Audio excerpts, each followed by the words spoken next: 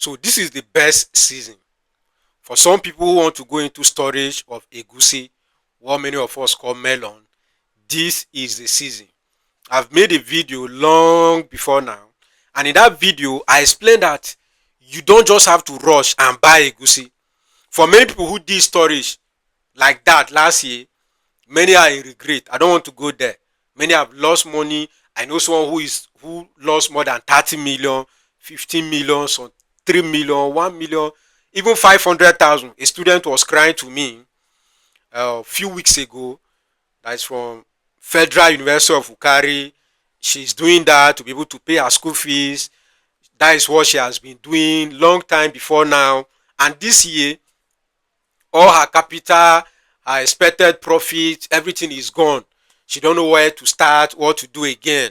I was like, yes, I understand how it is, but that is business. You have to look for another way to be able to continue with your business. So one of the major issue is that storage that happened this year, it was not actually because you lack knowledge. That is also a factor. But even people who have been doing storage since I was born, this year they lost money because of government policy. You can't fight government and win. They can win you anytime they want to win with just a single policy. You'll be using energy, strength, they will just write one and your business is gone. So that was one of the most difficult challenge for many of us who did storage business. For many people who did storage business, it's not because you're a bad person. Now coming to egusi. Egusi is one product that I would recommend that you buy and store this year. The reason why I'm recommending that you buy and store egusi this year is because we don't import egusi into Nigeria. Rather, we export. We have many of our family members who are in Brazil, who are in UK, Canada, US, Australia, Saudi Arabia. They buy a lot of egusi for their personal consumption. So it's something that we export. There is no country that brings egusi down to Nigeria to sell for us. I was in Ghana. I also saw that Ghanaians eat a lot of egusi. It was there. Most of the market, I think I met a Nigerian man who was selling egusi, like pushing on wheelbarrow. Yeah, he told me he used to buy from Nasarawa State. He will buy from there, they will send it to him in Ghana, and he will be distributing. And of course, he's making small money based on him. It's big money, yeah. So he was getting able to feed himself, not steal from anybody, which is good. Now, I recommend that you buy egusi and store. So how much is one bag? How much is one bag of egusi this year? Egusi is selling for, I am selling for 130, 140,000. I know there are many people who are selling for 75,000, but the bag size is where there is difference now. I'm explaining this because you watch this video and say, oh, so something that they are selling for 2,000 in my village, this boy is selling for, no. There are different measurement, different type of egusi, different quality. Some of us who go to market, village market, you will know that even in the market, there are some that the seed are not big. Their price is different. There are some that their seed is big. Their price is different. So you are not just buying egusi, then the whole market is selling for you at the same price. And you and I know that these village people, they don't have fixed price for their product. It's possible that today you can go to the market and the farmer who has it need urgent money. He can sell for you at 100,000. Sometimes because they have my contact, they will even call me that I have 20 bags. I want to sell. I need money urgent. I want to pay my children's school fees. I want to go to hospital. I collected loan from so people to fund the melon. I want to sell so that I can settle them. During those seasons, you can buy cheap. They didn't bring it to the market for you. So the money you buy from them will be cheap. So if you see egusi at that price, don't compare it with what I'm giving you. Why I'm saying is so that you will not feel that the guy is cheating you. That is why I'm saying this. That the price might not be the same. But the price is not high because I want to extort you. Now, for example, the bag that I'm selling for 140, for 130, 140,000 currently. How many penta? Many of us know what is penta, this rubber pen. That penta is 53 to 55 in one bag. That is the one that I'm selling to you. if you count the bag, a penta, you're going to have 50 to 53 or even 55 penta per bag. Then we have some that is full bag, but the price they are giving you is just they can sell for you at 85,000 per bag. But when you check, maybe it's 30 penta. Can you see it now? 30 penta, maybe they can sell for you for 84,000 or 80,000 or 50,000, depending on the market. I'm not saying my price is the best. Maybe if you go to other places like Taraba State, inside village, if you can take the risk to go there, enter inside, maybe you can get it cheaper. Or you go to Niger State, for example. I was in Niger State in Maokwa. I went to some villages there. If you go to their market, their bag is always small. It's not like big bag. We in Benue State, our bag is very big. Our price is always very different because of that bag size. But if you go to Kano, Kaduna, Gombe, Niger State, their bag is a small bag, size 9. So those bags, maybe highest you can get 30 pentas. Highest, maybe 40 pentas, highest in that bag. But my own bag is 53 to 55 and is properly dried. That is another thing that you have to check. So if you want to buy melon this season, you have to make sure it's properly dried. You're not buying melon that is not dried, because you will need to re-dry it. Even the one that I will recommend, I will sell to you and I will tell you it's properly dried. I will still recommend that maybe after some time you dry it. That is how we do. So if you buy say 200 bag, you can dry it. Except for some people that are in location where it's raining all days, like Port Harcourt. Even dry season, rain is still falling there. So you struggle with maybe trying to say, okay, you will dry it. Except you have a big warehouse facility where you can dry it on the floor. Or the warehouse is very standard and the bags you're using to store this egusi is good bag that can actually host it. Because moisture content in rice, as at the time of purchase, if the moisture content is high, it will disturb you. And sometimes, even if it's properly dried and where you store the egusi is not like a good location, it can accumulate moisture. If the environment is the climate there is too humid, is too cold, it will affect the egusi. It will start dropping in dryness. And when the egusi is not properly dried, what happens next? It will start getting bad in the bag. It will start getting rotten in the bag. So at the end of the day, say okay, you bought 10 bags. Then when you want to sell, discover that it's only 8 bags that you got. You feel as if maybe they cheated you. No. It's because of moisture content, and not just moisture.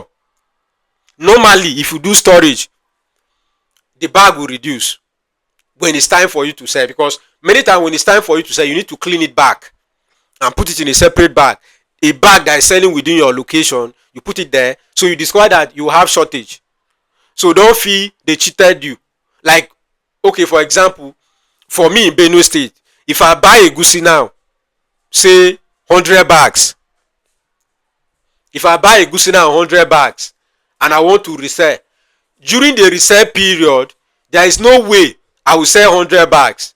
Maybe I will get 95 bags or 96, because I will clean it back, and because the moisture content have dropped, the size of the egusi will also drop. So I will not get complete 100 bags. So if you want to do egusi storage and you want to actually sell 10 bags, don't buy 10. Why not buy 7 or 8 bags? Because you're calculating, even if it drops, you will still be on what you were planning. So this is one of the videos that I say, okay, it's just an update for you to know that this is a season for egusi storage. So if you want to buy egusi for your storage business, you can reach out to me on WhatsApp. I will guide you, buy the egusi, send it to you. So if you're from, like today, right now, one of my truck is loading. We are sending it to Owerri in Imo State. They called me that the truck is moving this morning. Can you see it now? So if you're from any state in Nigeria we can send it to you. You just make your payment. We clean your egusi, good one. We make sure, we try our best to make sure it's good quality and a bit properly dried, which is very important. They will package it and send it to you. So when we send it to you, how do you store? Like I say, a well ventilated room. Don't keep it on the floor. You need to just get maybe wooden or plastic pallets and keep it on top, not on the floor, please. Not on the floor. And the room, at least if it is in your small room, maybe from time to time you open your windows so that sunlight can reflect in the room. You don't have to keep it in a room where there is AC and lock it up. It will get bad. So if you are keeping it in a room, make sure it's ventilated. Cross ventilation. It means that should be window this side and window that side, so that breeze can easily pass when it's time for it to pass. It will control the humidity of that warehouse, and you get your product when it's time for you to sell. For people who are going into actual warehouse, then they already know, because warehouse is very standard, so all those things are being cared for. But if you're keeping it in a room, maybe a store, make sure there is cross ventilation and you're opening the place from time to time. Don't just buy it and dump it there and leave it. If you're abroad now, you want to do the storage, if you're keeping it in your village where there is room, make sure the people you're keeping it with will be checking it, opening the place. They will open the bag, remove the melon, break it and see it. Okay, how is the quality like? How is it like? It's not turning brown in the shelf. Like that is the real seed. It's still that white. Okay, everything is fine. Then you keep it. And then in the room where you are keeping it, mosquito, what is it called, rat, they can try to disturb because they love it. So you need to maybe get a cat that is going to stay there in that room. Many people who have warehouse, they have cats there, many cats, so that they can push away things like many insects. Once they hear that sound of cat, they will not come to that warehouse, and it will help you. Or you put rat poison, which means you will be putting it every day. So the best solution that is natural is for you to have a cat in that warehouse. Once there is a cat there, it will send away most of, even cockroach will not come there. Some of those little insects, rat used to pick them up, a cat used to pick them, so your warehouse will be fine. There are some chemicals that people spray on those bags so that the little insect will not get inside. Those ones, I can't say them on air here, but of course we can guide you and show you some of them. They are not harmful to human being per se. You just spray them on the bags, and of course it's for storage, so it's going to be there for a few time, so it will not affect human being. It will just stop insect from entering the bags. So it's not something that is bad. I will not recommend something that is bad for you. Now the next one is this: when is the best time to sell? Because people ask me, if I buy now, when can I sell? There is no best time for you to sell. The bags that I'm sending to Owerri, I told the man, sir, he's in UK, so he said we are sending to the sister.